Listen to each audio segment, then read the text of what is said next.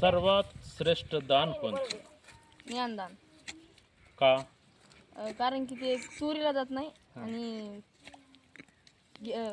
आपल्याला घेता पण येतं. ते चोरीला जात नाही आणि दुसऱ्याला ज्ञान दिल्यानं वाढतं. वाढतं. आणि आपल्याला ज्ञान कोण देतं? गुरु. गुरु. वा. आणि गुरु कोण आहेत तुमचे? आमचे गुरु संदीपानजी महाराज तनपुरे. आणि गुरूंचं आशीर्वाद घेऊन आईवडिलांचा आशीर्वाद घेऊन संतांची कृपा आपल्यावरती असते. बरोबर. बरोबर. आणि संत कृपा आणि सर्व हे जे आज हे चाललंय गुरुमुळं चाललंय. हो. गुरुविना अनुभव काही साकळे. हां.